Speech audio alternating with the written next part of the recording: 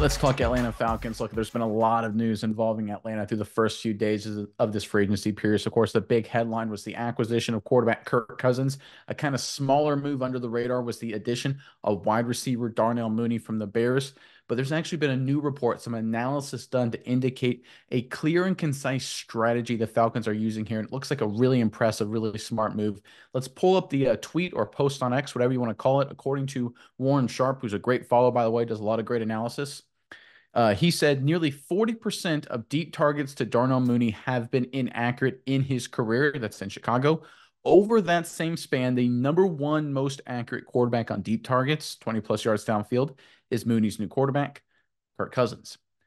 It seems like the Atlanta Falcons have a strategy. It seems like they're putting pieces together that fit well and will play well together.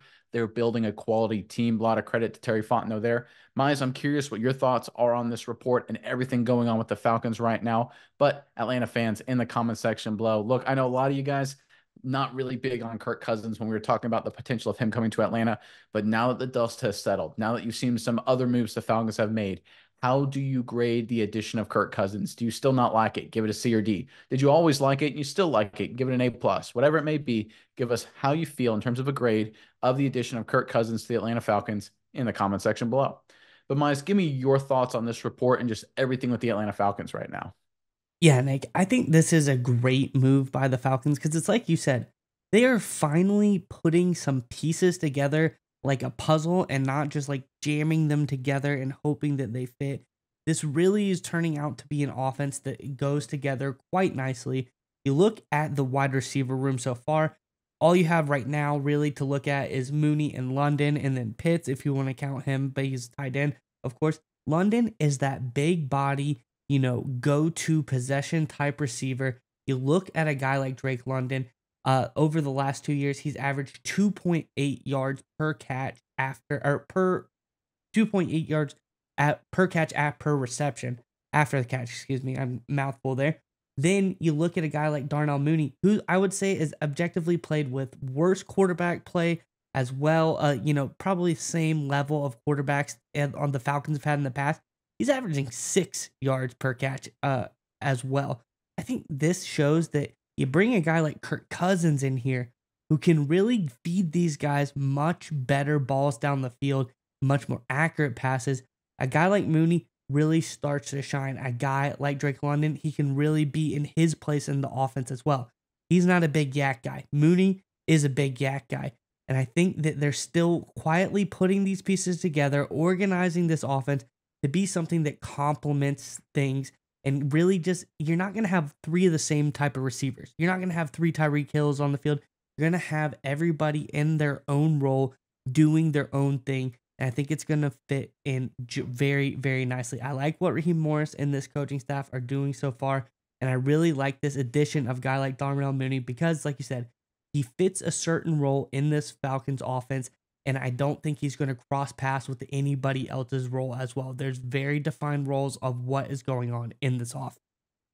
Yeah, and I think Falcons fans, you guys should be kind of excited from this strategic thinking that we're finally seeing out of Atlanta, right? Obviously, a big complaint in the Arthur Smith era was that they had a lot of talent. They just were using them very stupidly or sometimes not at all. The Bijan Robinson usage, of course, during his rookie year comes to mind as a glaring example. The lack of getting Kyle Pitts the right kind of touches and the right quantity of touches early in his career is another huge example that seems to be going away. It seems the Falcons right now have a very clear strategy. They're building a team. They're not just throwing talent on the field, trying to see what works. And the Falcons, I get it. They've spent a lot of money.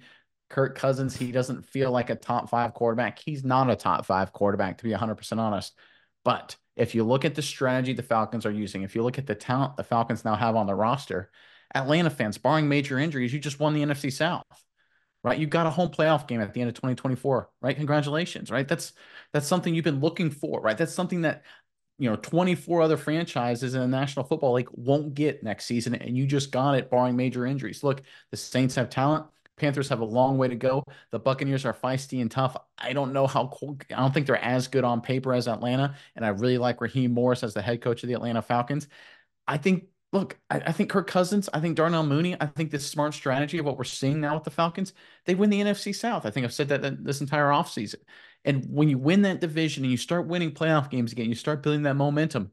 then you can get all of the energy behind the franchise. You get guys want to take pay cuts that come to the Falcons. You get to be more aggressive in the draft, take first round flyers on quarterbacks every now and again to see if you can find the next Patrick Mahomes or the next Josh Allen. That's what the Chiefs and Bills had, right? They had both those teams had starting quarterbacks that were making playoff runs with, but they took advantage of some opportunities to take flyers on Mahomes, on Josh Allen. They obviously hit, right? That's a situation you want to be in. The Falcons haven't been in that situation for a number of years now. These two moves and the overall strategy the Falcons are using are putting them in that situation. They're going to win games. They're going to win division titles, home playoff games, likely playoff victories. You get that momentum going. You get energy behind the franchise again. And suddenly we'll see Atlanta making deeper playoff runs and then eventually find their next Matt Ryan, find their future franchise quarterback. These moves, again, I know it's like, why are we giving a lot of money to these guys? How good are they really? It's all part of a larger plan, both for the short-term success and the long-term. I love what Terry Fontenot has done this offseason so far. I think he's killing it, and I think the Falcons are set up very well for the future.